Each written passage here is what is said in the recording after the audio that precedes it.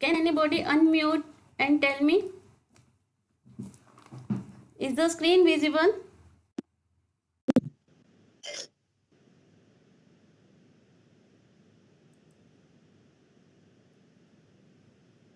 Hello, students. Presentation is visible or not? Please type yes or no in the chat box. Yes, ma'am. Presentation is visible. Thank you, Amit. Thank you, Rutuja. Students, here in the profile na, your you and you, that is unknown user is viewing, so better you join it from the college mail id that is given to you, okay, so that we can put the attendance accordingly. Okay, let us go to the presentation and starting the very easy topic, pure theory आज, mathematics नहीं है, ठीक है. Force photo से ही दिख रहा है, images लगे ना इसमें, एक में हम उसे धक्का मारे, green colour person is pushing this red colour wall, that is push, and then there is a red person, emoji type is there, it is pulling the things. So we have defined the force as push or pull acting on a body is called force. What kind of effects can be produced when we apply force on a body? Definitely when you will apply force, it will do something to the body. Okay, what it can do, let us check in the second slide. These are the few images that have been put here to show the effect of force. If you see the first one, here the football was at rest, you kick it and it comes into the state of motion. So force can change the state of rest to state of motion. State of rest means body was at rest, okay, state of motion, now it is moving. Second, yes, lots of sports person are there in my class na, so accordingly we have added here. Second, here you are playing the badminton, okay, it changes the, it simply shows when you apply force through the racket on this, it will changes direction. So first thing that force can cause it, it can change the state of rest to and bring the body to state of motion. Second, it can cause, it can change the direction of moving object, it can also change the speed.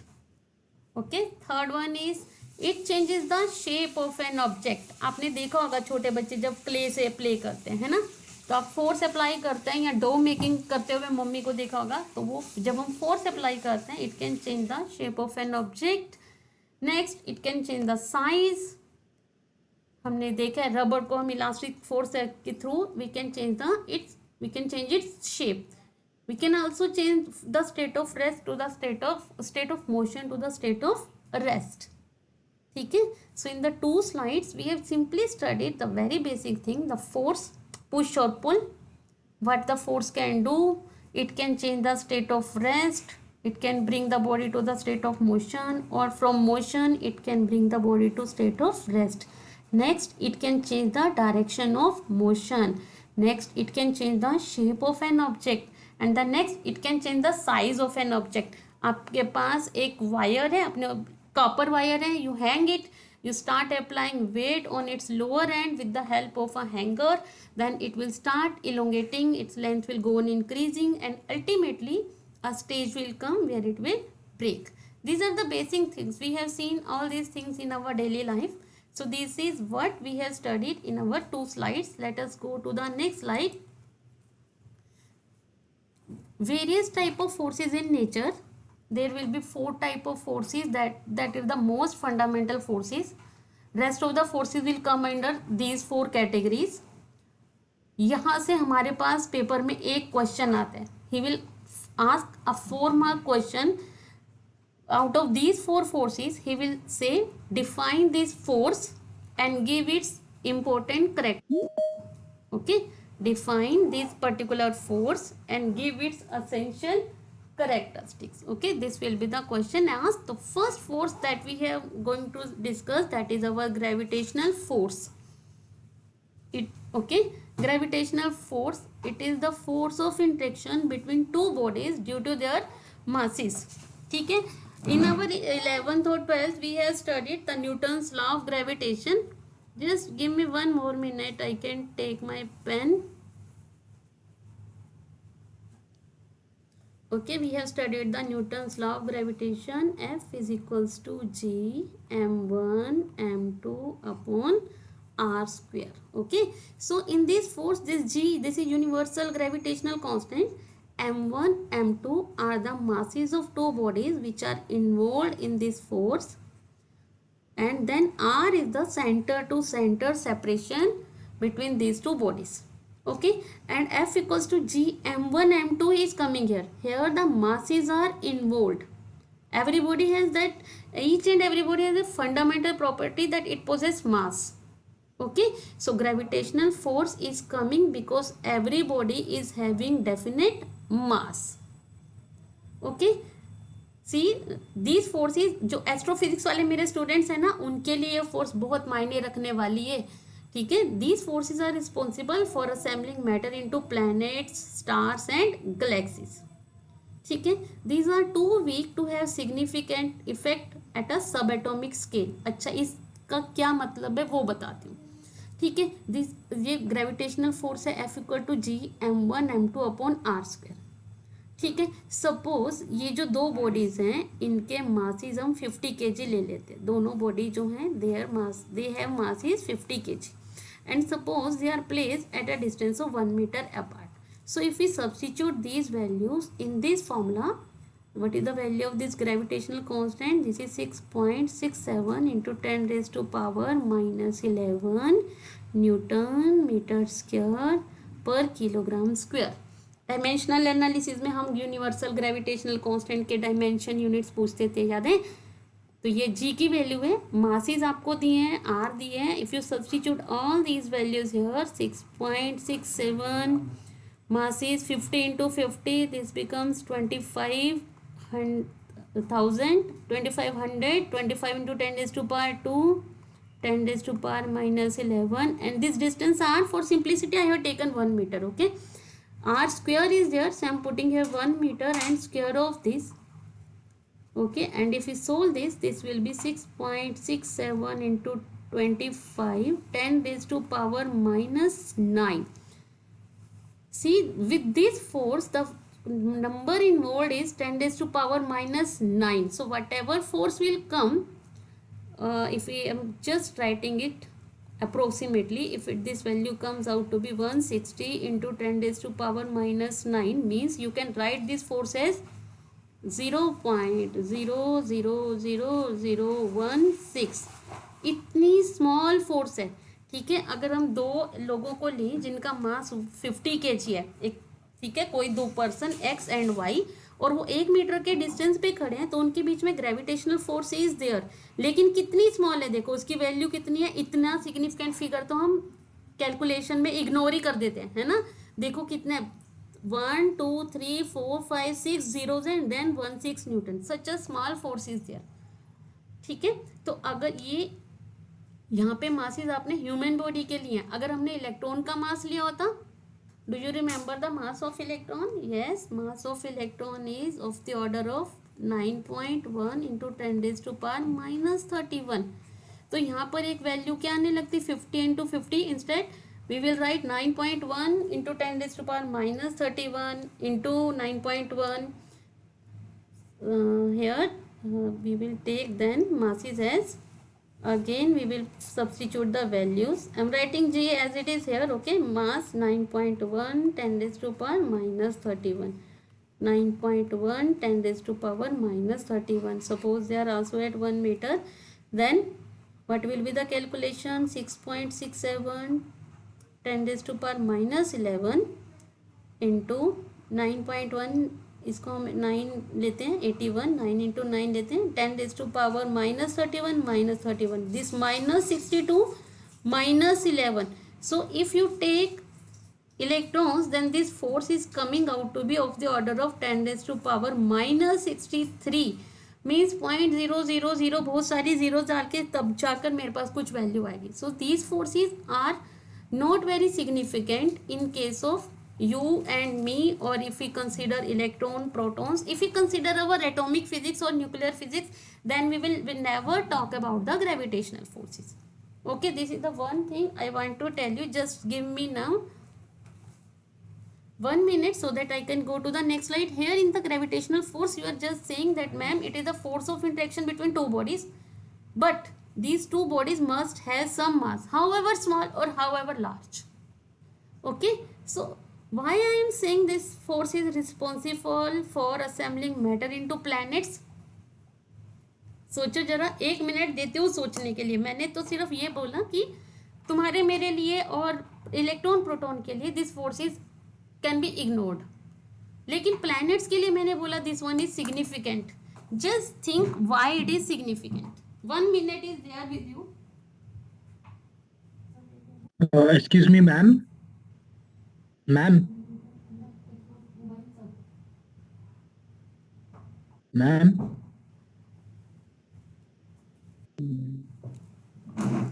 बताओ, सो गए क्या? Ma'am वो क्योंकि मास planets का बहुत ज्यादा है compare two electrons और न्यूट्रॉन्स, क्योंकि उनका मास है.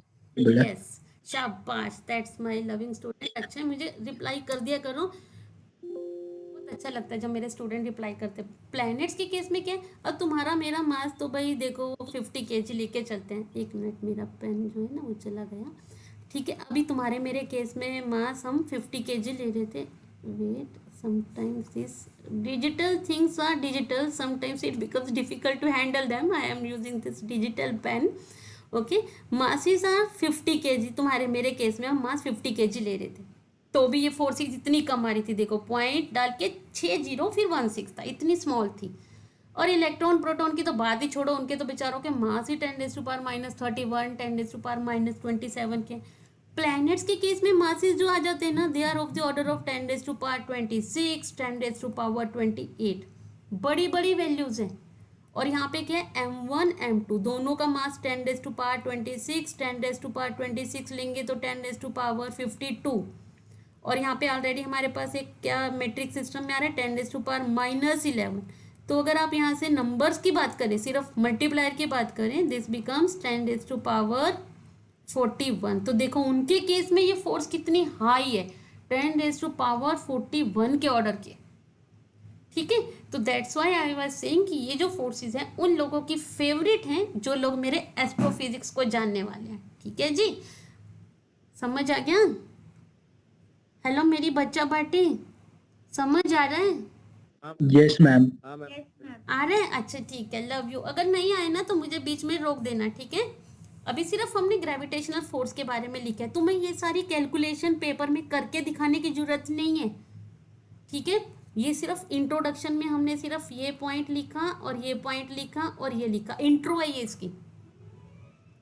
ठीक है, it is the force of interaction between two bodies due to their masses. ये बताना बहुत जरूरी है. देखो मैंने हाईलाइट भी इसीलिए किया कि ये लाइन एग्जामिनर एक्सपेक्ट करते हैं कि स्टूडेंट्स लिखेंगे, वो भी मेरे बीएससी वाले. ठीक है, चलो अभी मैं नेक्स्ट स्लाइड पे चलती हूँ. वहाँ पर देखते हैं कि ये फोर्सेस कभी हमने देखी हैं. यस, ये तो हमने बहुत बार देखा है अपनी एनसीईआरटी की बुक में, है ना. एक स्टोन है थ्रो किया और एक फैदर है ना. फैदर तो आराम से आके गिरता है ना, लगता भी नहीं अगर मेरे सिर पे गिर जाए तो, है ना. लेकिन अगर स्टोन ऊपर से गिरे तो मेरे सिर पे बहुत जोर से लगता है ना. एक दिन मार्बल लगा था मेरे सिर में ऐसे बहुत तेज, तो मार्बल ने बहुत जोर से हिट क्यों किया मुझे. एक दिन फैदर गिरा था पिजन का, नथिंग हैपन. लेकिन एक दिन बहुत जोर से स्टोन किसी बच्चे ने ये फेंका था, ये मार्बल होते हैं ना कंचे, तो वो क्यों जोर से लगा, क्योंकि जो फैदर है, हमने कहा कि जो मेरी ग्रेविटेशनल फोर्सेस हैं, okay I am saying that मेरी जो ग्रेविटेशनल फोर्सेस है ना बेटा, उनकी सबसे अच्छी बात क्या है कि वो मास के प्रोपोर्शनल है. ठीक है, फैदर के केस में तो मास निग्लिजिबल है. फैदर के केस में मास क्या है, निग्लिजिबल है. लेकिन अगर स्टोन है तो उसके पास फाइनाइट मास है, 10 ग्राम 50 ग्राम. ठीक है, और जब वो हम उसे फेंकेंगे तो वो एसिलरेशन ड्यू टू ग्रेविटी, उसका वेट जो है उसी हिसाब से एसिलरेट होगा. तो वो जब हमें हिट करेगा, it will transfer the entire energy to my head. ठीक है, तो feather is lighter in weight, stone is heavy. That's why feather lands slowly but stone lands harshly. ठीक है, this is the example of our gravitational force. आप कोई और भी दे सकते हो. ठीक है, जरूरी नहीं है कि जो मैम दे रहे हैं. हाँ, यहाँ से अभी अपने को ध्यान देखना है, ठीक है, बहुत केयरफुली देखना है जी, ठीक है। ये पेपर में आप लिखोगे इंट्रोडक्शन जो हमने पहले स्लाइड दिखाई थी, फिर अब हम लिखेंगे कैरेक्टरिस्टिक ऑफ ग्रेविटेशनल फोर्सेस, ठीक है जी। वही चीजें रिवाइज करें जो हमने ऑलरेडी पढ़ी हैं। तो फर्स्ट जो कैरेक्टरिस्टिक है that is these forces have definite infinite range. क्या मतलब हुआ इनफाइनाइट रेंज का? इनफाइनाइट का रेंज का मतलब ये देखो, यहाँ पर अगर मेरी अर्थ है, यहाँ पर इतनी दूर मून है, तो उन दोनों के बीच में भी ग्रेविटेशनल फोर्स है, ठीक है। और इधर दूर सन है जिसके अराउंड हमारी अर्थ घूम रही है, उनके बीच में भी क्या है, ग्रेविटेशनल फोर्स एक्सर्ट हो रही है। तभी तो हमारी अर्थ और बाकी planet they are revolving around the sun in elliptical forces. Which force is responsible? It is this gravitational force which is responsible. शायद तुमने पीपीएम में भी पढ़ा होगा ना, इलेक्ट्रोस्टैटिक फोर्सेस की वजह से ही वो गोल गोल घूमते हैं इलेक्ट्रॉन्स। नहीं तो मैम पढ़ाएंगे तब पढ़ना, अभी यहाँ पर मैं सिर्फ ये कह रही हूँ ग्रेविटेशनल फोर्स की इनफाइनाइट रेंज। रेंज मतलब how far they can act, how far they can be experienced, how far they can be experience, ठीक है माय लविंग स्टूडेंट, कितनी दूर तक वो जा सकती है, ठीक है। जैसे तुम्हारे घर के रूम तक चलती है, घर तक चलती है ना, कॉलेज में आके थोड़ी ना तुम्हारी चलती है, फिर मेरी चलती है मेरे क्लास में, फिर प्रिंसिपल सर की चलती है ना, तो हमारी रेंज मेरा घर या तुम्हारा घर। वैसे gravitational forces they have infinite range, they can act up to distance up to infinity. Second, gravitational forces are always attractive. ये हाईलाइट करें मैंने, ये सारे पॉइंट अपने को कवर करने होते हैं, ठीक है। These forces have infinite range, they can up to very large distances, these are always attractive, ठीक है। ग्रेविटेशनल फोर्सेस हमेशा अट्रैक्टिव होती हैं, ठीक। मासेस कैसे भी हो, कम हो ज्यादा हो, बहुत ज्यादा हो बहुत कम हो, even then they are attractive, ठीक है। Next is they are conservative in nature. What is the meaning of conservative in nature? अभी बताती हूँ, उससे पहले ये देखो, these forces obey inverse square law. Inverse square law का मतलब होता है कि जो फोर्स है ना that is inversely proportional to square of separation of centre to centre distance. तो अभी हमने न्यूटन्स लॉ ऑफ ग्रेविटेशन पढ़ा था, F इक्वल्स टू, जहां से हमने क्या कंक्लूजन किया था, that force is gravitational force is proportional to masses, and अगला कंक्लूजन कर रहे हैं that gravitational forces are inversely proportional to square of the distance. देखो आर इनवर्स में है और उसका स्क्वायर है, वहीं से इसका नाम बना है इनवर्स स्क्वायर लॉ, ठीक है। ये तो मैथमेटिकल बात हुई, दे ओबे इनवर्स स्क्वायर लॉ। कोई पूछे तो कैसे बताओगे, क्योंकि बीएससी में तो अपने को चीज़ों को समझाना आना चाहिए। आर स्क्वायर का मतलब, आर का मतलब क्या है, डिस्टेंस है, ठीक है। अगर दोनों बॉडीज एक दूसरे के क्लोज रखे, मैंने बहुत क्लोज, ठीक है, उनका डिस्टेंस आर बहुत स्मॉल है। इफ आर इज, मैं ना एरो ऐसे डाउनवर्ड लगाती हूँ अगर, तो याद रखो कि इसका मतलब है कि ये चीज़ कम हो रही है, स्मॉल है, ठीक है। If r is decreasing then gravitational force will increase. Inverse का मतलब यही होता है, मैं बोल रही हूँ अगर राइट तो तुम चलते हो लेफ्ट, मैं बोलती हूँ काम करो तो तुम कहते हो हम नहीं करेंगे, ठीक है, वो इनवर्स हो गया, आप मेरी बात नहीं मान रहे। वैसे यहाँ पर भी है, relation between force and the separation is inverse, okay. Smaller the separation higher will be the gravitational force, ठीक है। नेक्स्ट पॉइंट है, these forces are central forces. Central forces mean they will act along the line, आपने ये ऐसे लिया है, ठीक है, ये सेंटर, पहली बॉडी का सेंटर और ये सेकंड बॉडी का centre, because they are attracting each other. A body is attracting B towards itself, तो मैंने देखो एरो लगा दिया B to A, means your body B is getting attracted to body A, ठीक है। और ये लाइन यहाँ, ये हमेशा सेंट्रल फोर्सेज है, जो line centre to centre join कर रही है ये उधर ही एक्ट करेंगी, ठीक है, these are central forces. Similarly अकेली तो, एक अकेली फोर्स कब आती है ना, हमेशा फोर्सेस तो पेयर में आती हैं, भूल गए न्यूटन का थर्ड लॉ। अब अगर ए ने बी को अट्रैक्ट किया है तो बी भी ए को क्या करने वाली है, अट्रैक्ट करने वाली है। तो मैं पहली फोर्स को एफ ए बी कह देती हूँ, दूसरी को एफ बी ए कह देती हूँ, क्योंकि बी बॉडी ए बॉडी को क्या कर रही है, अट्रैक्ट कर रही है। लेकिन ये भी अलोंग दिस लाइन होगा, सेंट्रल का मतलब along the line joining the centre of two bodies, ठीक है। And when we will go further we will come to know these forces are weakest one. हाँ, एस्ट्रो के ऊपर आसमान में नहीं जा रही हूँ, जमीन पे अगर बात करूँ तो these forces are weakest one, ठीक है। तो कितनी प्रॉपर्टीज हो गई, first second third fourth 5, 6 properties हैं, ठीक है। तो 4 मार्क्स कैसे डिस्ट्रीब्यूटेड है, 6 तो ये प्रॉपर्टीज, हाफ हाफ मार्क की तो 3 मार्क्स ये, और 1 मार्क फॉर इंट्रोडक्शन, तो हो गए 4 मार्क। अगर आप इंट्रो लिखेंगे 1 मार्क मिल जाएगा, अगर आप 4 प्रॉपर्टीज लिखेंगे 2 नंबर प्रॉपर्टीज के तो 4 में से 3। You have to write all these 6 properties together with the introduction to obtain or to score the total 4 marks. Now we will come to this point that these forces are conservative in nature. Let me remove these things from here. No, it is not working. चलो, okay. These forces are conservative in nature की बात कर रहे थे। Conservative का मतलब है कि सपोज मेरे 2 पॉइंट्स हैं A और B, या तुम्हें ग्राउंड फ्लोर से फर्स्ट फ्लोर पे जाना है, तो ग्राउंड फ्लोर अभी लाइट चली गई, तो लाइट चली गई तो हमें स्टेयर से जाना पड़ेगा, हम स्टेयर से गए, ठीक है। हम स्टेयर से चले गए, हमने कुछ काम कर रहा होगा से W1, ठीक है। लेकिन तब जब थोड़ी देर में हमारे पास सुमेश आया, सुमेश को भी क्लास में आना था, लेकिन जब सुमेश आया तो लिफ्ट चालू थी, सुमेश डायरेक्ट लिफ्ट से आया फर्स्ट फ्लोर पे और क्लास में आ गया, ठीक है। क्लियर है, मैडम गए थे स्टेयर से, सुमेश आया है लिफ्ट से। देखो मेरे को तो ज़्यादा चलना पड़ा है ना, मैडम तो वेट मैनेजमेंट के टेक्निक पे आ रहे हैं, लेकिन सुमेश पक्का मोटा होने वाला है, ये लिफ्ट यूज़ कर रहे हैं ना। तो इसका यहाँ पे अगर सुमेश ने वर्क कितना किया है, वेट,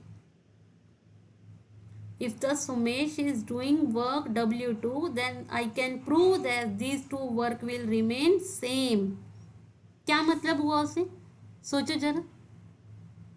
हाँ, कोई कोई इंक्लाइंड प्लेन से भी आ सकता था, इंक्लाइंड प्लेन भी तो अवेलेबल रहते हैं ना अभी कॉलेजेस में। इंक्लाइंड प्लेन से जैसे पूना स्टेशन से हम उतरते हैं नीचे, वैसा इंक्लाइंड प्लेन भी हो सकता था। सपोज तब वर्क हमने किया W3, लेकिन ये सारे वर्क एक जितने ही होंगे। बताओ क्यों एक जितने होंगे, क्या प्रॉपर्टी बताना चाहते हैं मैम जब ये कह रहे हैं कि these forces are conservative in nature. Ma'am distance travel is same, distance तो देखो अलग अलग है, मेरे को तो स्टेयर से जाना पड़ा, कितना सारा जाना पड़ा, ये सुमेश तो शॉर्टकट से आ गया सीधा, अच्छी हाइट कवर करी है। मैम जो कंजर्वेटिव मतलब जो भी डिस्टेंस है वो काउंट नहीं करते और सिर्फ डिस्प्लेसमेंट काउंट करता है। हाँ, तो इसलिए वो काफी जितना हद वर्क तक, हाँ, वो mgh आएगा क्योंकि डिस्प्लेसमेंट टाइप से। हाँ, कंजर्वेटिव का नेचर ये है, मतलब ये है कि ये जो फोर्सेस है ना, जो भी ये वर्क करेंगी वो डिपेंड करेगा कि इनिशियल पॉइंट क्या था और फाइनल पॉइंट क्या था। What was your initial point, what was your final point. Initial से फाइनल पे कैसे गए उस पर डिपेंड नहीं करेगा। These forces are independent of path, these forces are independent of path, ये मतलब है कंजर्वेटिव का। और एक जो तुमने अपने जूनियर में पढ़ा है वो ये कि work done by conservative forces over the closed path is always zero. आप ए से बी पर गए और बी से वापस ए पर आ गए तो आपने कितना वर्क किया है, 0 वर्क किया। ये भी मतलब है कंजर्वेटिव फोर्सेस का। Work done by these forces over the closed path, इसे हम कहते हैं क्लोज्ड पाथ। अगर आप घूम फिर के वहीं पहुंच गए, माने आप घर से आए कॉलेज, कॉलेज से फिर चले गए घर, तो भाई तुम ये बोलना मत मम्मी को नेक्स्ट टाइम कि मैं थक गया, क्योंकि तुमने कोई वर्क नहीं किया है। तुमने नहीं मतलब ग्रेविटेशनल नहीं, ठीक है। तो work done by the gravitational forces over the closed path is 0, और work done depend only upon the initial point and it depend upon the final point. ठीक है स्टूडेंट्स, ये 6 प्रॉपर्टीज है। जल्दी से रिवाइज करते हैं, लेक्चर फिनिश होने से 10 मिनट पहले मैं तुमसे सुनने वाली हूँ।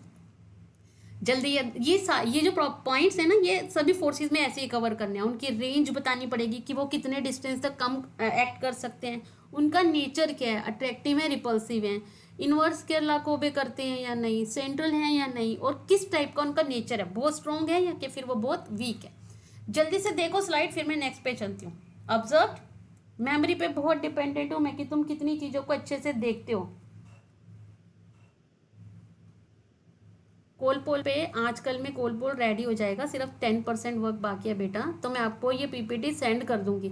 मीनवाइल जो आपके पास जूनियर कॉलेज वाली बुक है ना अपनी 11th-12th की, आप उसी में से ये पढ़ सकते हो, ठीक है। नेक्स्ट पे चलते हैं। हाँ, ये तो अभी हम फ्रेश पढ़ के आए हैं। इलेक्ट्रोस्टैटिक फोर्सेस हमें पता है, ये हम कॉम को अपने ड्राई हेयर में रब करते हैं, it will start attracting bits of paper. आपने एक बैलून को रब किया वॉल के साथ, ये भी बिट्स ऑफ पेपर को अट्रैक्ट करते हैं, है ना, ये देखा है, सिंपल है। मैग्नेटिक फोर्स पढ़ी है कि मैग्नेट है तो वो छोटे छोटे आयरन मटेरियल को क्या करता है, आयरननेस को क्या करता है, अट्रैक्ट करता है ना। Who is responsible for electrostatic force, जल्दी बताओ भाई, who is responsible for electrostatic force? Electrons. Electrons का ट्रांसफर, और इलेक्ट्रॉन्स को ना बोले तो क्या बोलते हैं, इलेक्ट्रॉन्स तो पार्टिकल है ना, उनके पास मास भी होता है ना, तो mass is charge, responsible. Charges. Yes, charges. हम जब बॉडी को रब करते हैं तो फ्रिक्शन की वजह से जो एनर्जी जनरेट हुई है वो चार्जेस को एक बॉडी से दूसरी बॉडी में क्या करते हैं, ट्रांसफर कर देती है ना। तो हम क्या कह सकते हैं कि ये जो हमारे पास इलेक्ट्रोस्टैटिक फोर्सेस हैं, they are arising due to the differential charges, ठीक है। और मैग्नेटिक फोर्सेस जो है वो मैग्नेट की ये तो इनहरेंट प्रॉपर्टी है ना। हम और भी जनरेट कर सकते हैं कि अगर मेरे पास एक वायर है, आप उसमें करंट फ्लो करवा दो बैटरी लगा के, सेल लगा के, है ना, तो क्या होगा, वो वायर भी क्या बन जाती है, मैग्नेट बन जाती है ना। A current carrying conductor always behaves like a magnet.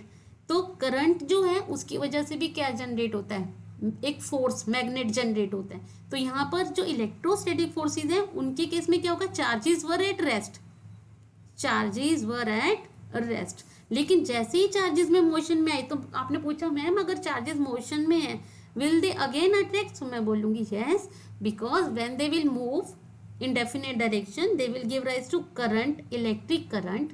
और जब करंट फ्लो करेगा तो ओर्स्टेड एक्सपेरिमेंट में हमने पढ़ा है that it will give rise to magnetic field that can be detected by compass needle. हम ये एक्सपेरिमेंट भी करेंगे एज एन एक्टिविटी जब हम अपनी रेगुलर क्लास में आएंगे, लैब में आएंगे, ठीक है। तो ये जो दो फोर्सेज हैं ये सेपरेटली नहीं पढ़ने वाली हूँ मैं, I am going to give them a common heading, these are called, यहाँ से लेंगे इलेक्ट्रो, यहाँ से लेंगे मैग्नेटिक। तो तुम जल्दी से गैस करो क्या नाम होना चाहिए, these are, guess the name. Electromagnetic. Yes, शाबाश, you are my genius, so loving, love you. अच्छा, मैंने बोला था कॉमन पॉइंट्स है, रेंज बतानी होती है, नेचर बताना है ना, वही सारे पॉइंट्स है इसमें भी। अरे कहीं कहीं पे अगर मेरी स्पेलिंग मिस्टेक होगी ना तो इग्नोर कर देना, ठीक है। कभी कभी मैं बिना स्पेक्स के भी काम करती हूँ, मैं एडिट करके फिर तुम्हें स्लाइड भेजूंगी, ठीक है। तो दे हैव इनफाइनाइट रेंज, ठीक है, इनकी भी मेरे पास इनफाइनाइट रेंज है। हाँ, ये इनका यहाँ पे ये नेचर बदल गया है। अगर साउथ पोल है, नॉर्थ पोल है, दे विल रिपेल है ना। और अगर मेरा एक साउथ पोल है मैग्नेट का और एक मेरे पास नॉर्थ पोल है, तो उनके बीच में क्या होती है, अट्रैक्शन होती है ना। आपने एक और बताती हूँ एग्जाम्पल, हमारे पास ये बहुत इंपॉर्टेंट आर्टिकल था 10 ईयर्स मैंने ना जूनियर कॉलेज को भी पढ़ाया है, सीबीएसई को। ये मेरे पास दो इनफाइनाइट कंडक्टर्स हैं, they are carrying current in the same direction, ठीक है। तो हम लंबी चौड़ी डेरिवेशन करते थे, two parallel conductors carrying current in same direction will attract each other. और ये देखना, जो सड़क पे ऐसे वायर्स लगे ना इलेक्ट्रिसिटी के लिए, उनके बीच में हमेशा वो बड़े बड़े बार से उन्हें सेपरेट रखते हैं ताकि उनका डिस्टेंस इतना रखे कि वो एक दूसरे के साथ चिपक के शॉर्ट सर्किट ना हो जाए।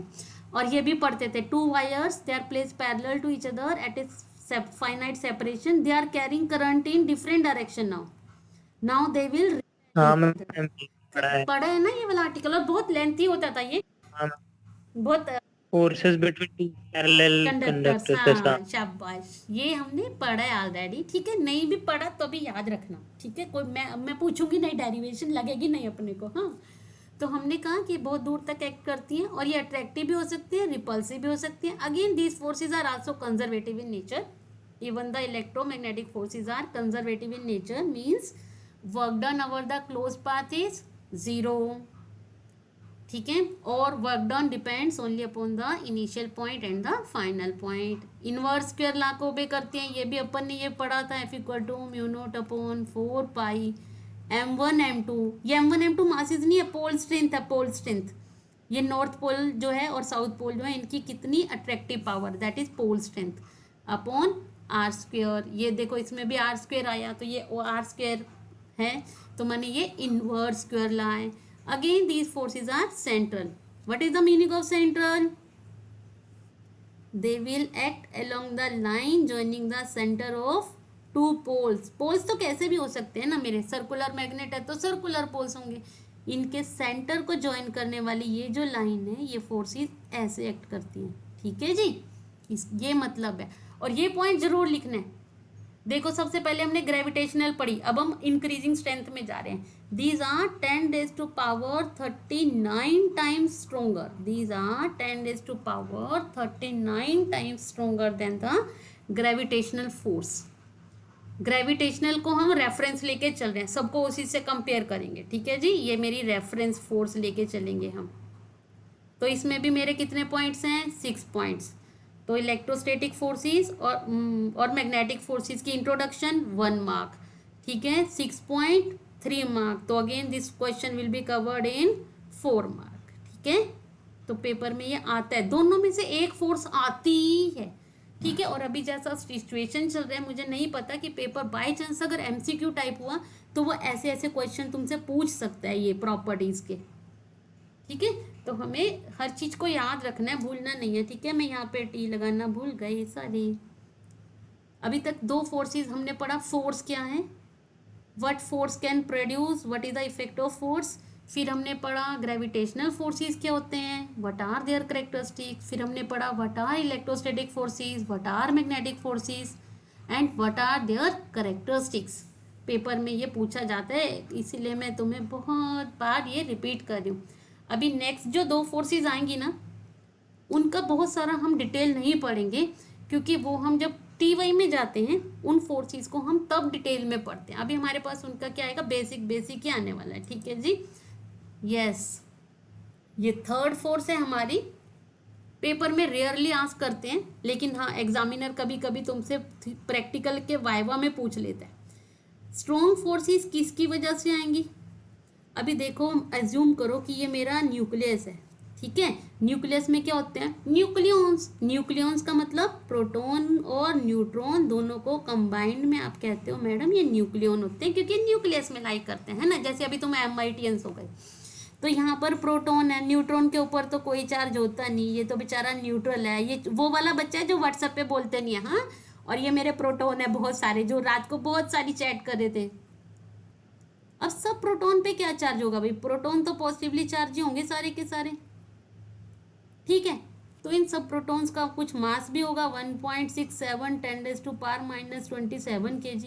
तो इन प्रोटॉन्स के बीच में कौन कौन सी फोर्सेस होंगी, देखो. पहली फोर्स होगी ग्रेविटेशनल, मासिस की वजह से, पर वो वीक है क्योंकि इनका मास कम है. अब सेकेंड फोर्स कौन सी होगी, क्योंकि ये पॉजिटिवली चार्ज है सारे के सारे, इलेक्ट्रोस्टैटिक फोर्स होगी. और इनके बीच में डिस्टेंस भी देखो, देयर न्यूक्लियस का ऑर्डर क्या है, फर्मी के ऑर्डर का. न्यूक्लियस जो है वो फर्मी के ऑर्डर का, 10⁻⁻15 मीटर का उसका साइज है. In such a small size they are closely packed. ठीक है, इतनी छोटी सी जगह में हम उन्हें क्या कर दिया, उन्हें पैक कर दिया. So they will, because they are like charge particles, so they will start repelling each other. And if they are repelling each other, that nucleus should be unstable structure. होता भी है हैवी न्यूक्लियस के case में, uranium plutonium के case में radioactivity उसी की वजह से तो अराइज होती है. लेकिन बाकी सारे न्यूक्लियस कैसे स्टेबल हैं, उनमें भी तो प्रोटॉन्स हैं, 2 3 4 10 15 100 20 है ना. Why do these they are stable.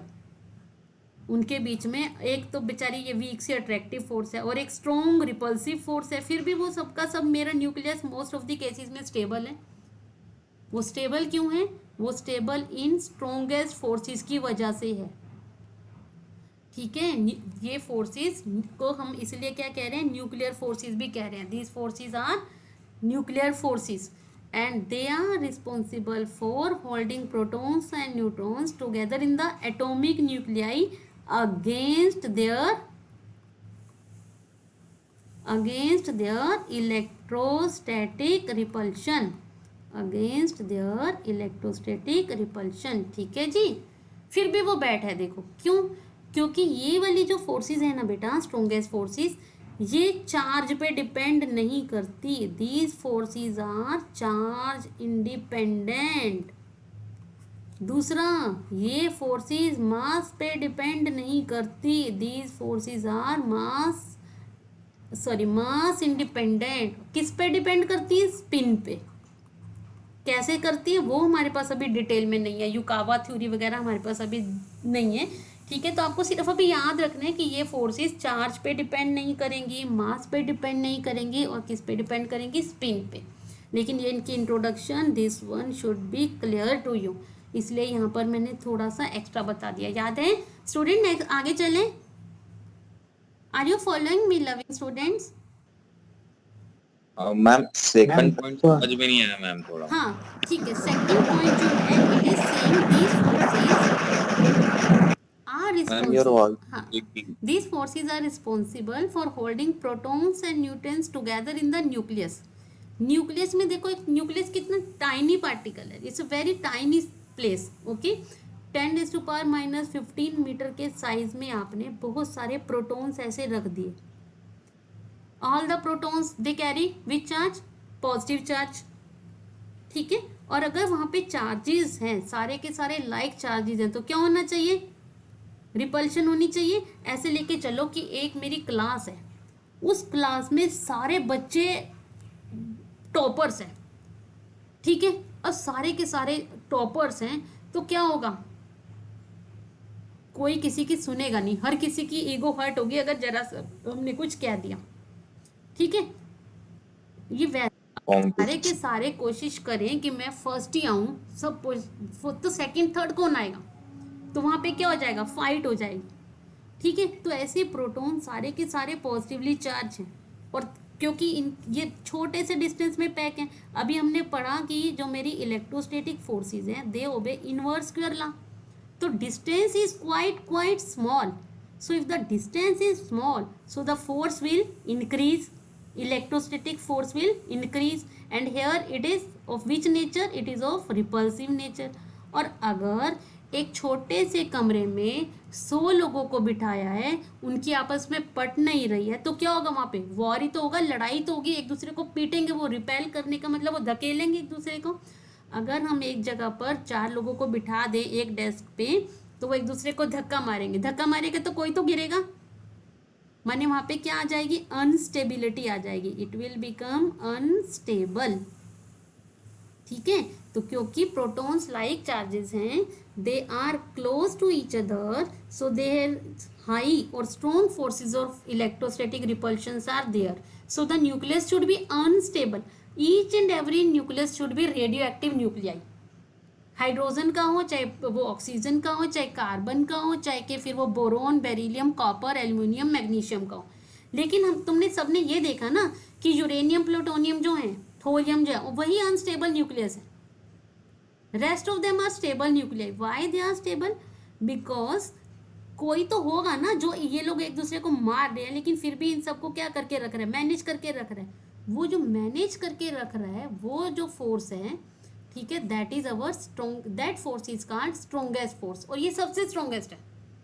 Gravitational से भी ऊपर है ये, इलेक्ट्रोमैग्नेटिक से भी ऊपर है ये। ठीक है, these forces are also known as nuclear forces, और इनकी एक अलग थ्योरी रहती है, युकावा थ्योरी से अपन इनको एक्सप्लेन करते हैं, वो TY में आती है, डीपर कंसेप्ट है, आगे मेजोन एंड ऑल दैट आ जाता है। तो हम सिर्फ अभी ये लेके चलते हैं कि ये जो फोर्सेज हैं स्पिन पे डिपेंड करते हैं। प्रोटॉन पे स्पिन होती है ना, इलेक्ट्रॉन्स की हाफ स्पिन, वैसे proton is having integral spin. तो स्पिन डिपेंडेंट ये फोर्सेज हैं। कैसे स्पिन चेंज करती है वो नहीं अपने को याद करना। ठीक है, shall I go to the next slide now loving students? Hello, yes ma'am, yes ma'am. ठीक है, मेरे साथ है ना स्टूडेंट? Yes, कोई sir. गैलरी में तो नहीं है ना? लेट मी चेक, कोई गैलरी में तो नहीं रहेगा ना आज? Someone is there in the gallery, तो एडमिट कर दिया करो ना यार। Nobody is there. Okay. Our students voice clear है ना? There someone writing. हाँ क्लियर है. अच्छा ठीक है, फिर ठीक है. मुझे ना, मैं चैट बॉक्स पे जाती नहीं हूँ ज़्यादा, तो मैं सिर्फ इधर समझाने पे रहती हूँ. तो कुछ प्रॉब्लम आए ना तो प्लीज़ अनम्यूट करके मुझे बता दिया करो. ठीक है जी. चलो अभी हम चलते हैं, प्रेजेंटेशन देखते हैं अपनी. यस ये देखो, ये हमारी स्ट्रॉन्ग फोर्सेस की करेक्टरिस्टिक्स, सब कुछ इसमें उनसे एंटी चलने वाला है. ठीक है, अभी तक जो पढ़ी, क्योंकि न्यूक्लियर फोर्स है और न्यूक्लियस का साइज 10⁻⁻15 है, तो ये वहीं तक एक्ट करती हैं, न्यूक्लियस से बाहर एक्ट नहीं करती. तो हम कहते हैं ये शॉर्ट रेंज फोर्सेस है. ठीक है. अब क्योंकि सब प्रोटॉन्स को रिपल्शन के अगेंस्ट ये बाउंड करके रख रही हैं, तो ऑब्वियसली ये अट्रैक्टिव नेचर की हैं. ठीक है. और ये मैंने बता ही दिया कि ये चार्ज और मास पे डिपेंड नहीं करती, क्योंकि अभी हमने मास इसलिए कहा क्योंकि मास पे ग्रेविटेशनल फोर्स मास पे डिपेंड करती थी. इलेक्ट्रोमैग्नेटिक फोर्सेस चार्जेस और मूविंग चार्जेस पे डिपेंड करती थी, लेकिन ये उनमें किसी पे भी डिपेंड नहीं करती. जितनी दो प्रोटॉन के बीच में फोर्स है, उतनी ही दो न्यूट्रॉन के बीच में फोर्स होगी, उतनी ही एक प्रोटॉन और न्यूट्रॉन में फोर्स होगी. क्योंकि उसको इससे लेना देना नहीं है कि इसका मास क्या है. प्रोटॉन का मास अलग है, न्यूट्रॉन का अलग है. प्रोटॉन चार्ज पार्टिकल है, न्यूट्रॉन चार्ज पार्टिकल नहीं है, लेकिन उसे इससे मतलब नहीं है. इस स्ट्रॉन्ग फोर्स को, इसको किससे मतलब है? स्पिन से मतलब है. ठीक है. और स्पिन, इसके पास भी इंटीग्रल स्पिन है, इसके पास भी इंटीग्रल स्पिन है. ठीक है जी. और next, do not obey inverse square law. इनके पास एक अलग रहता है, 1/10⁻6 इस टाइप का ये लॉ ओबे करती हैं. ठीक है. और next, these are non central forces. दोनों पहली जो फोर्सेस थी वो सेंट्रल थी, इनवर्स स्क्वायर लॉ को ओबे करती थी, लेकिन मेरी न्यूक्लियर फोर्सेस, स्ट्रॉन्ग फोर्सेस, उन दो लॉ को ओबे नहीं करती. क्लियर है? पढ़ लिया, स्लाइड को देख लिया. Shall I go further? Yes, ma'am. Yes, ma'am. ठीक है. चलो फिर नेक्स्ट चलते हैं. अब ये है मेरी वीक फोर्स और उसकी करेक्टरिस्टिक. भाई ये वीक है. ठीक है. और इसकी कहानी बहुत सारी नहीं है, इसकी एक ही स्लाइड है सिर्फ. क्यों? क्योंकि ये तो तब तुम समझ पाओगे जब हम क्या कहते हैं, न्यूक्लियर फिजिक्स में भी बीटा डीके पढ़ेंगे, और उसमें भी आगे बहुत सारी थ्योरीज है. ठीक है. और ये बहुत बहुत बहुत लेंथी आर्टिकल था. मास्टर्स में ना मेरे को बहुत लेंथी आर्टिकल था ये, और इतना 10-12 पेज इसके डेरिवेशन के हैं. तो हम वो सब नहीं पढ़ने वाले, हम सिर्फ ये पढ़ने वाले हैं. They help to determine composition. ठीक है. और ये जो मेरी स्ट्रॉन्ग फोर्सेस थी, 10⁻⁻15 उनका ऑर्डर था, ये 10⁻⁻17 मीटर की रेंज में एक्ट करती है, शॉर्ट रेंज की. ये सारी की सारी उनको लगने वाली है जो एटॉमिक और न्यूक्लियर फिजिक्स में स्पेशलाइजेशन करने वाले हैं, जो न्यूक्लियर बॉम्ब के लिए जाने वाले हैं, न्यूक्लियर मेडिसिन बनाने वाले हैं. ठीक है. उन स्टूडेंट्स के लिए, न्यूक्लियर पावर रिएक्टर बनाने वाले हैं, उन बच्चों के लिए ये फोर्स रिस्पॉन्स को पढ़ना जरूरी है. ठीक है जी. ग्रेविटेशनल से स्ट्रॉन्ग है, but as compare to electromagnetic forces they are weak. लेकिन ये बात याद रखनी है अपने को कि ये बीटा डीके वाले प्रोसेस में इन्वॉल्व होगी, कि बीटा डीके में न्यूट्रिनो और एंटी न्यूट्रिनो एमिट होते हैं, तो वहाँ से ये फोर्स जनरेट होती है. ठीक है. तो उसके डिटेल में नहीं जा रही हूँ मैं, सिर्फ अभी अपने को इतना ही याद रखना है कि ये कहाँ पर ज़रूरत पड़ती है, जब हम न्यूक्लियस की कंपोजिशन करते हैं. आगे तुमने प्रोटॉन का ऐसे सुने कहीं, इलेक्ट्रोस्टैटिक वाले चैप्टर में तुम पढ़ते थे प्रोटॉन और न्यूट्रॉन की कंपोजिशन. क्वार्क सुने ना? क्वार्क सुने? जो प्रोटॉन और न्यूट्रॉन है ना, देखो इलेक्ट्रॉन फंडामेंटल पार्टिकल है, उसको आप तोड़ नहीं सकते, लेकिन जो प्रोटॉन और न्यूट्रॉन्स है ना हमारे लविंग स्टूडेंट्स, उनको हम फर्दर ब्रेक कर सकते हैं. और उनको जब ब्रेक करेंगे तो वो नए पार्टिकल से बने हुए हैं. This particle are called quark.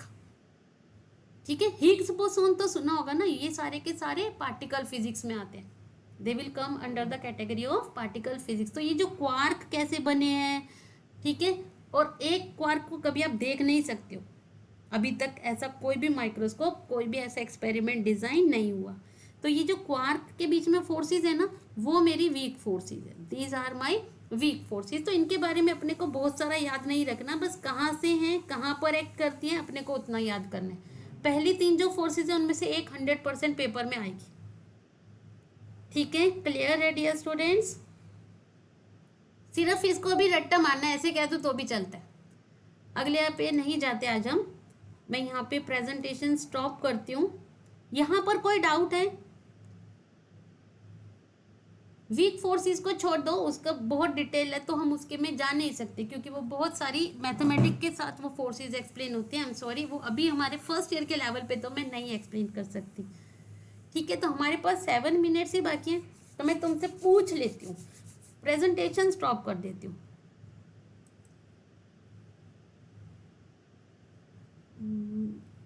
Come here to our team.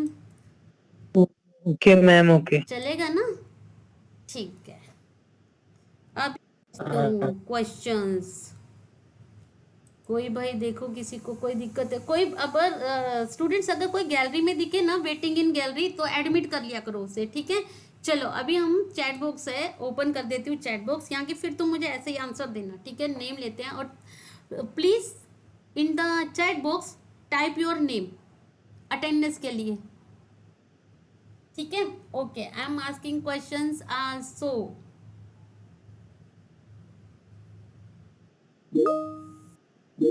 You have studied 4 forces: gravitational force, electrostatic, electromagnetic force, and then strong force, weak force. Which force was 10 raised to 39 times stronger than gravitational force? Electromagnetic Yes, force. electromagnetic. Amit, तूने pick निकाल ली है क्या सारी slides की? No ma'am. अच्छा ठीक है, नहीं मैं वैसे टीज कर रही थी, ऐसा कुछ नहीं। हाँ, किसी को तंग नहीं करते मैम। अच्छा, next question is coming. Which force is responsible, which force is responsible to determine composition of atomic nuclei? composition of atomic nuclei, proton neutron की कंपोजिशन डिटरमिन करने वाली फोर्स का नाम बताएं। Weak force. Weak force. Rohit, तुम आज first time आए हो ना क्लास में? रोहित,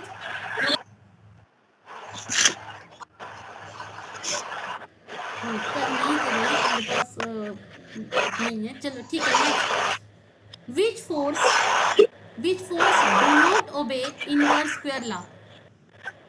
भाई गर्ल्स तुम कहाँ हो? गर्ल्स की तरफ से कोई आंसर नहीं आ रहा। Which force do not obey inverse square law? Chat box में टाइप कर रहा, चलो। हाँ बोलो Tanish. Strong force and weak forces do not obey inverse square law. आपका सवाल, आपने दिया है सवाल का सही जवाब, आपको मिलेगी अटेंडेंस आज, मैं बाकियों को भी मिलेगी। ठीक है, नेक्स्ट क्वेश्चन इज कमिंग। हाँ, these forces are central in nature. These forces are central in nature. Name the force. Gravitational हाँ, ग्रेविटेशनल फोर्स भी सेंट्रल है, और इलेक्ट्रोमैग्नेटिक फोर्स सेंट्रल है। यस, वेरी गुड, शाबाश। Clapping for all my learning student. Next question. Sumesh का hand ही रहता है, क्या हो गया भाई सुमेश? सुमेश वो बोलता भी नहीं। ठीक है, फोन करती हूँ तेरे को मैं आज लेक्चर्स के बाद, 3 ही लेक्चर है ना तुम्हारे। चलो नेक्स्ट क्वेश्चन है। ठीक है, these forces can be attractive or repulsive.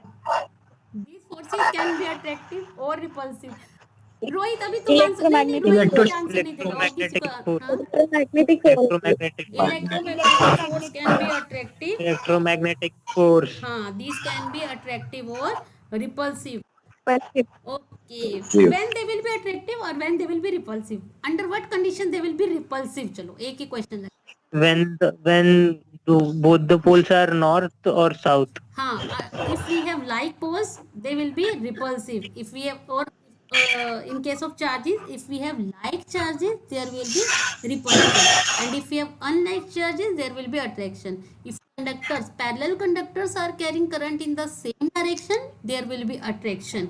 But if they are carrying current in the opposite direction, then there will be repulsion. ठीक है डियर स्टूडेंट्स। और स्टूडेंट्स मैं आपको फिर से एक बार अगेन रिक्वेस्ट कर रही हूँ, अगर आपको किसी भी टीचर की टीचिंग मेथोडोलॉजी से कोई भी प्रॉब्लम है, या सब्जेक्ट को, कोई आर्टिकल को, कोई टॉपिक को आपको रिपीट करना है, तो प्लीज ग्रुप में ना डिस्कस करें। आप उस टीचर्स हैं ना, आपको दिखते हैं ना ग्रुप के सारे पार्टिसिपेंट, आप उस टीचर के साथ एक पर्सनल चैट कर सकते हैं, या जब लेक्चर एंड हुआ है तब आप टीचर के साथ बात कर सकते हैं। ठीक है, रात को 11 बजे प्लीज कुछ भी ऐसे मैसेज पोस्ट मत किया करो, मुझे सब लोग बोलने लगे, क्योंकि मैं तो सो जाती हूँ 11 बजे, और सुबह जब मैंने देखा ना तो इतना कुछ लिख दिया था तुमने। प्लीज वो मत लिखा करो, it doesn't look good. Science students हो भाई तुम, ठीक है। मैटर को हमें रिजोल्व करना है टीचर के साथ बात करके। ग्रुप में क्या, घर की कोई प्रॉब्लम होती है तो हम घर पे ही डिस्कस करते हैं ना, पूरी बिल्डिंग में या पूरी फ्लोर पे थोड़ी ना जाके लोगों को गाना गा के आते हैं कि भाई मेरे साथ ये हो गया, तो वो होता है ना, हमारी अपनी इंसल्ट हो जाती है फिर। ठीक है, तो आप टीचर बेटा बात करा करो, कुछ भी प्रॉब्लम आए तो। हाँ, अब मेरी है ना, तो मुझे क्लास में आप डायरेक्ट बोलोगे तो आई विल हेल्प यू। हाँ, और अगर जो नोट्स का है ना, उसके लिए सिर्फ आई थिंक आज कॉल पोल रेडी हो जाएगा, कल उस पर आपकी अटेंडेंस का काम हो गया था, लेकिन अभी कोर्स वर्क जिसमें हम नोट्स आपको भेजते हैं ना, वो पेंडिंग वर्क था। मैंने सुबह चेक नहीं करा, शायद सर ने कर दिया होगा रात को, नहीं तो आज डेफिनेटली कॉल पोल वर्क करना शुरू कर देगा, या कल शुरू कर देगा। कल तो लेक्चर ही नहीं है, सैटरडे संडे लेक्चर नहीं है, तो साइंस फिक्शन मूवी सर्च करनी है तुमको, याद है, और यूट्यूब पे होनी चाहिए, फ्री होनी चाहिए, पैसे नहीं, हम पैसे नहीं देंगे। ठीक है, तुम नहीं मैम, मैं गेम खेलूंगा। नहीं, गेम खेलनी नहीं है, गेम खेल के आंखें खराब होती है। मूवी सर्च करनी है सबको, एक एक साइंस फिक्शन की। पबजी मूवी नहीं सर्च करनी तो साइंस वॉल मैगजीन के लिए थोड़ा सा काम करना है। मैं भी तो तुम्हारे लिए बनाऊंगी ना नोट्स, तो फिर तुम्हें भी तो मेरे लिए कुछ करना पड़ेगा। मैम 1 घंटा पबजी के लिए तो बनता है। हाँ, 1 घंटा नहीं तो 2 हाँ, घंटे वही पबजी खेल, कोई प्रॉब्लम नहीं, लेकिन जो टीचर्स अगर कंटेनर आता है तो पढ़ लेना। कंटेनर का एक ही चांस मिलता है। हाँ ठीक है, तुम्हें जो भी गेम, सही बोला भाई। लेकिन थोड़ा सा एक कंस्ट्रक्टिव वर्क भी करना। ठीक है, तुम जिंदगी में मस्ती भी करनी जरूरी है, पर थोड़ा सा ये काम भी कर देना, चलेगा? Okay ma'am, okay ma'am. मेरी गर्ल्स तो बोलती ही हाँ नहीं भाई। है, गर्ल्स अभी सोई है। Good night girls. Apurva, Rutuja, Tanzila, Aishwarya, सबकी सब सो गई आज, मेरी loving girls. Sakshi also, Payal. ठीक है, मैं अगले लेक्चर में गर्ल्स, मेरी तुम्हारे से एक्सपेक्टेशन थोड़ी ज्यादा है। ठीक है सभी लविंग स्टूडेंट्स, आपको कुछ कहना है तो आप कहो, नहीं तो फिर हम मीटिंग एंड कर देते हैं। You can leave now if you have any problem, you can either speak or you can either type and you. No ma'am, thank you ma'am, thank you ma'am. ठीक है, thank you loving thank you students. Ma'am. Okay, have a nice day, have a nice weekend, enjoy. Thank you, bye ma'am. Dear, love you, thank you बेटा, Thank you, ma'am. Bye बेटा।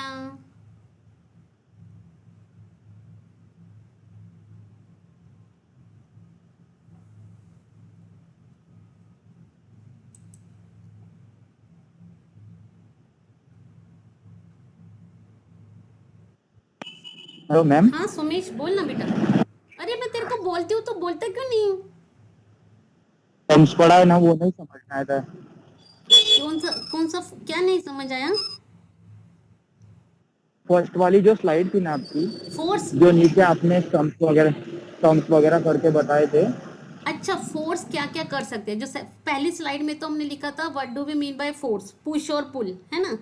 अब force, अगर तू किसी body पे force लगाएगा सुमेश, तो क्या क्या हो सकता है? अगर एक मान ले एक तेरे को साइकिल चलानी है, तो अपने आप तो नहीं चलती, you have to go for pedalling. ठीक है, तो जब आपने फोर्स लगाई, आपकी जो साइकिल रुकी हुई थी वो चल पड़ी। ठीक है, अब आपने पैडल मारना बंद कर दिया, मैंने फोर्स अप्लाई करनी बंद कर दी, तो आपकी साइकिल रुक जाएगी और गिर जाएगी, है। फोर्स जो है, अगर हम फोर्स लगाएं तो दो चीजें हो सकती हैं, या तो बॉडी मोशन अगर रुकी हुई है तो मे बी वो चल पड़े, या ये आपने ब्रेक लगा दी तो ये भी हो सकता है कि बॉडी कैन स्टॉप आल्सो। ठीक है, और तीसरा, अब अगर हम बाइक चला रहे हैं तो बाइक को तेरे को क्या बोलना पड़ता है? बाइक लेफ्ट में मुड़ जा, उधर मेरी फ्रेंड है, उधर गर्ल्स का कॉलेज है, नहीं ना, उधर मेरा ट्यूशन सेंटर है, नहीं ना। तेरे को क्या करना पड़ता है? हैंडल को थोड़ा सा ऑटोमेटिक टिल्ट होने लगता है कि हमें इधर मुड़ना है, तो करनी है जब हमें, अगर हमें डायरेक्शन चेंज करनी है तो भी हमें फोर्स लगानी पड़ रही है। बॉडी को स्टेट ऑफ रेस्ट चेंज कर सकती है, स्टेट ऑफ मोशन चेंज कर सकते हैं, it can change the direction of motion also. और क्या कर सकती है, अगर हमारे पास क्ले है या मिट्टी है, मिट्टी के खिलौने बनाते हैं ना, अभी गणपति बनाए थे हमने, राइट है ना, राइट तो मिट्टी पे जब आपने फोर्स लगाई तो आपने गणपति की शेप दे दी। माने फोर्स जब हम किसी बॉडी पे लगाते हैं तो उसकी शेप भी क्या कर सकती है, चेंज कर, है ना। आपके पास रबड़ है, आप रबड़ को खींचते रहते हो, है ना, तो उसकी भी आप हाँ क्या हाँ कर रहे हो, शेप चेंज कर रहे हो। या एक स्प्रिंग है, आपने उसके साथ वेट हैंगर लगा दिया, वेट लगा दिया, तो उसकी भी शेप क्या हो जाती है, चेंज हो जाती है। या कभी कभी चेंज लैब में होती है हमारे पास कॉपर वायर है तो वैसे ही घुमाते रहते हैं उसको, है ना, तो राइट परमानेंटली राइट क्या हो जाती है, चेंज होती है। ये सारे वो इफेक्ट हैं जो हमारी फोर्स कर सकती है। These are the effects shown by the force.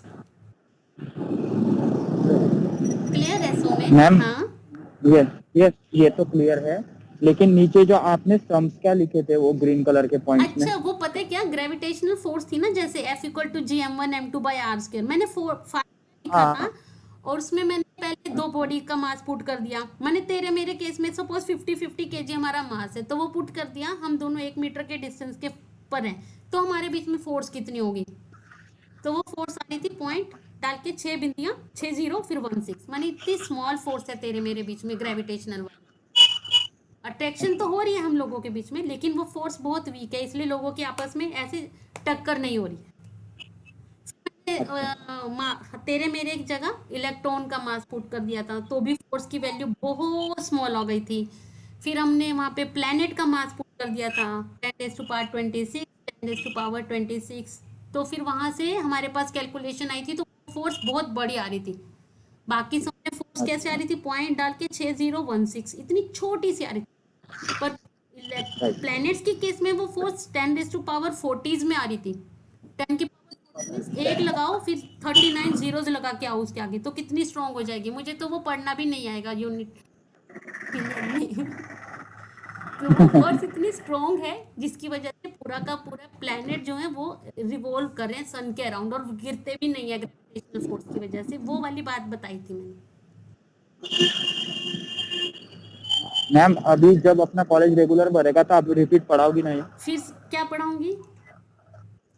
ये रिपीट करोगे ना आप जब अपना कॉलेज रेगुलर चलेगा तो? सुमेश मुझे पता नहीं कि मैं ये रिपीट हमारे हम हैं उतना यूनिवर्सिटी टाइम देगी कि नहीं, लेकिन क्योंकि अभी यूनिवर्सिटी ने कुछ प्लानर नहीं भेजा कि एग्जाम कब होने वाले हैं, किस नेचर के होने वाले हैं, एमसीक्यू होगा या ऑफ टाइप से जैसे अभी तक हो रहा था। तो उसकी वजह से हम रुके हुए हैं, वो थोड़ी सी प्रॉब्लम है। तो रिपीट होगा कि नहीं बेटा मैं गारंटी नहीं दे सकती, लेकिन जब मैं ये स्लाइड शेयर करूंगी ना, तो मैं क्या करती हूँ, एक एक्स्ट्रा स्लाइड डाल देती हूँ जिसमें ये सारी कैलकुलेशन दिखा दूँ, चलेगा? हाँ हाँ ओके तो फिर वो, मैम, कुछ नहीं समझा तो मैं आपको कॉल करूँगा। अच्छा ठीक है, तुम मुझे कॉल करियो, पर ना ऐसे मतलब रात को 11 बजे मत करियो।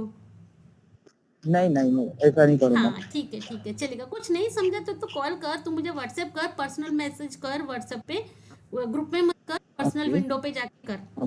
तो कोई मैं ओके हमेशा रेडी हूँ। कुछ ऐसा होगा तो मैं उसकी इमेज भेजनी पड़ी तो मैं इमेज भी भेजूंगी। Okay okay thank you ma'am. ठीक है, love you, okay bye dear student, bye bye bye.